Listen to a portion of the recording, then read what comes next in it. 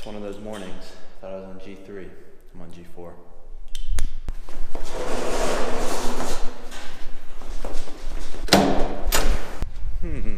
Not on G4. I don't know where I parked. Alright, now we're trying G2. Yes. Oh, thank goodness. There she is. Welcome back to the Tesla. Finally.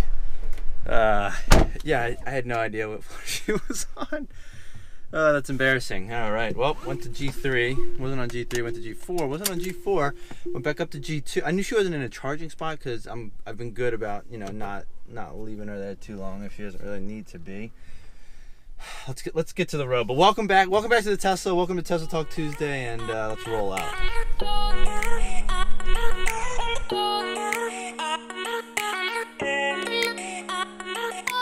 Oh, guys, the Mercedes, it's here.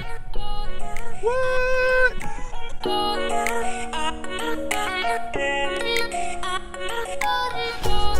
Well, first order of news is definitely to address the elephant in the room. Yes, that Mercedes is there.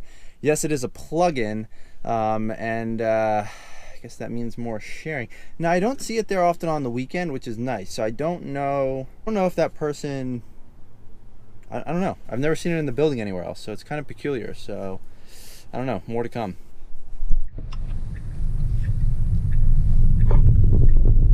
Well, guys, first order of news on Tesla Talk Tuesday. We got some nice good range for the day going on here, 222 miles. Nice sunny skies. It's only like 30-some degrees outside though, unfortunately, but it is supposed to be nice again this weekend for cars and coffee.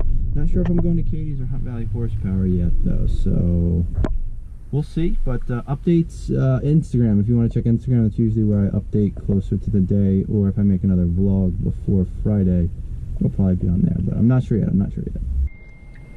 Speaking of Tesla Talk Tuesday, Tesla has officially started using the Tesla Semi to start delivering some Tesla vehicles. So there are images of a Tesla Semi truck, a fully electric Semi truck that Tesla announced, what, 2 years ago now, maybe? Oh, apparently it's finally rolling out and being utilized by Tesla to deliver, you know, Model S, Model X, and Model 3 vehicles, which is pretty cool stuff.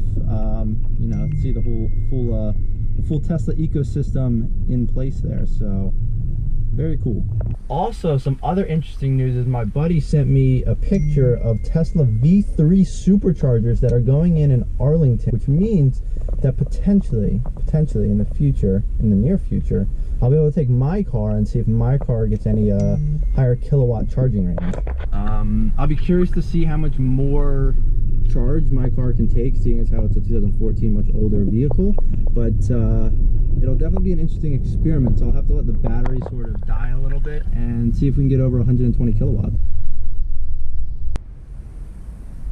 In other news, if you purchase Tesla full self-driving capabilities, they're actually upgrading hardware in cars to, I guess it's HW3, hardware 3, which is like a new neural AI chip, I believe, which is obviously supposed to help assist with full self-driving capabilities. More news coming out of VW Audi Group, or whatever it's called, the whole Dieselgate scandal stuff. One of their sub-brands, Seat, I don't know how to pronounce it. It's spelled S-E-A-T, and it's I think it's a European brand because I've never seen them in the US. But either way, that company is supposed to be coming out with a fully electric car that is sub 20,000 euros, which is roughly $22,500 ish. So that would be even cheaper than the cheapest Model 3. So my question is, how big is this car?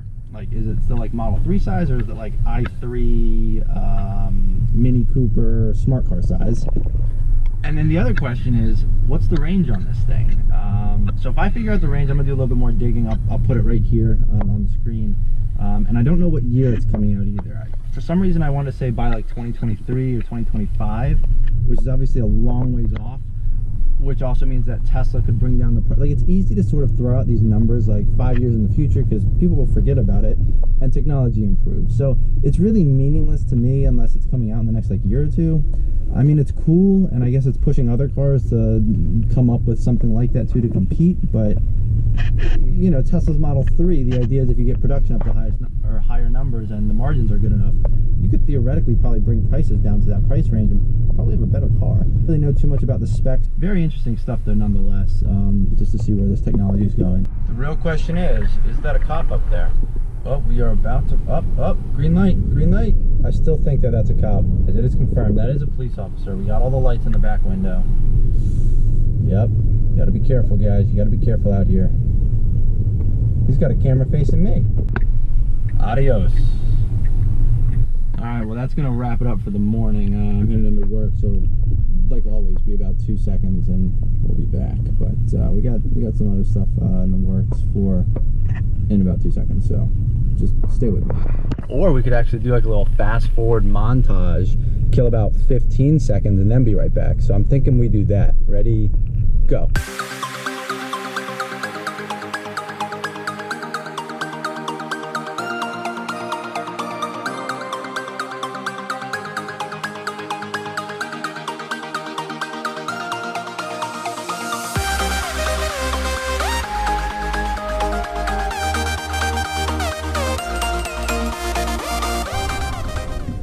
Black Huracan with red accents. Very nicely specced. Yep, that's right. We are back. Work's over for the day. So let's get out of this garage. Do we have some news for you?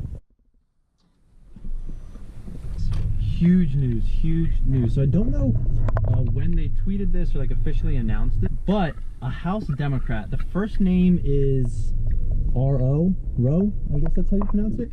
The last name I believe starts with a K. Sorry, I'm blanking on the last name right now. This obviously isn't set in stone, but it's a pretty cool proposal, and I mean, I hope it goes through. So the idea is we extend the EV tax credit, and I believe it actually gets refunded immediately.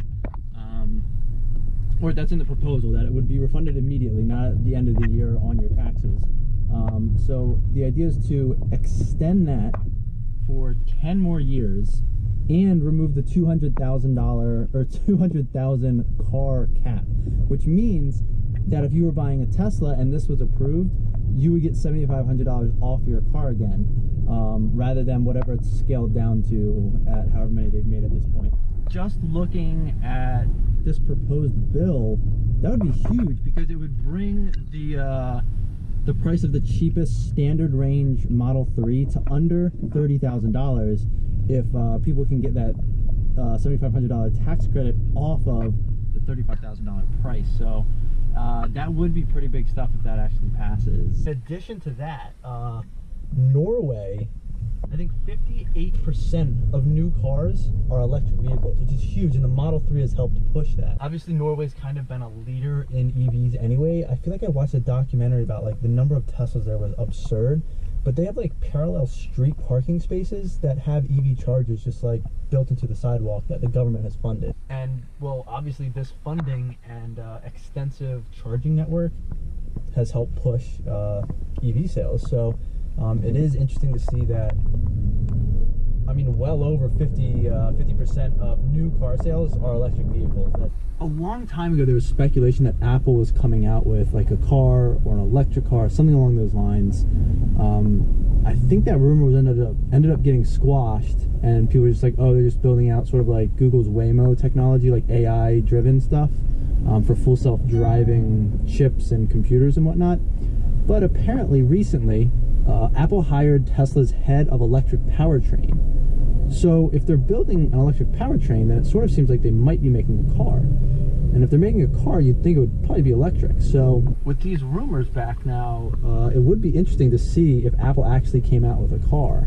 But how long that would be and what it would look like, I don't know. Now recently Tesla pushed, recently I mean like this year, they pushed an update called Sentry mode, and it utilizes all the cameras on the exterior of the vehicle to basically act as a security system. Well, recently a viral video went around where someone keyed a Model 3 very aggressively, and well, it was caught on Sentry mode, and the police were able to use that footage to then catch the person and arrest them. So very cool, And even cooler, that Tesla was able to add this feature via a software update, and it didn't actually originally come with like the cars of the Model 3. It just uses existing hardware, and Tesla just pushes something over the air to add this capability to the car. So having the ability to do these software updates is pretty powerful and incredible stuff. So very cool, and I mean, I can't wait to see what else Tesla does in the future. Granted, my car can't really take advantage of the Sentry mode because it's older, but I don't know. I still love driving my car. It's still great because I don't have to pay for gas, but yeah, it is unfortunate that I can't take full advantage of some of these software updates that will happen in the future, but still very cool nonetheless. So last week I talked a little bit about like a hacking competition where people tried to hack a Model 3, and there was a group that was able to succeed in doing so, and were given a free Model 3.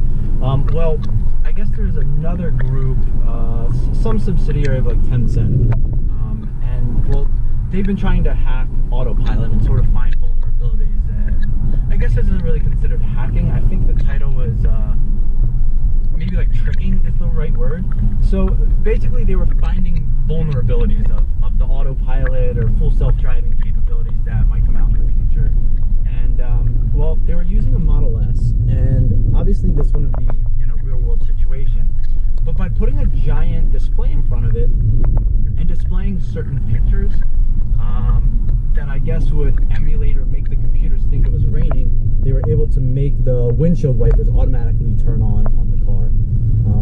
But then to go a step further, they had like a parking lot or something where they were doing testing of the Autopilot self-driving in. Well, they laid down like stickers on the road, and when they initiated Autopilot and they drove past those stickers, they were able to actually trick the car into switching into what would be like a mocked up oncoming traffic lane. And well, that could be very dangerous because in the real world you could get, you know, malicious people going out and placing whatever these stickers are on the road and tricking self-driving cars into switching into the other lane. You know, this is clearly going to be part of the machine learning and I guess QA like quality assurance. But it's gonna be part of like the testing process that the full self-driving cars and the technology really have to go through to make sure that it's ready for the street and there aren't vulnerabilities like this where people with malicious intents could really harm people using the self-driving capabilities. But interesting to say the least, and curious to see what happens in the future.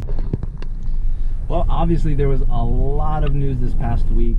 It just seems like more and more electric news comes out every day as, you know, more electric vehicles are being sold, more companies are coming out with these new initiatives, bills are being passed, laws, all that stuff. So very cool to keep up with all this stuff and see how it's gonna just affect the auto industry and a lot of things in general going forward. But I'm keeping it fairly top level, most of this stuff. Pretty much all of the news that I'm talking about have an article on electric.co, so that's usually where I get most of my news regarding this stuff. Unless I'm covering like Tesla earnings or something, then it's probably like financial websites, whether that's CNBC, Tesla's actual investor relations website, or like Yahoo Finance or something. Electric.co is really where I go for most of this stuff, so I'll put their link in the description below. But anyways, I hope you guys are enjoying this Tesla Talk Tuesday every Tuesday. If you are, though, please like and subscribe if you're enjoying this. I would really appreciate it. Otherwise, next Tuesday, check back here for another Tesla Talk Tuesday. And until then, typically I do cars and coffee vlogs on Saturdays, and then just fill in the other days with whatever randomness happens or I feel like doing. So until next time, guys, thanks for watching.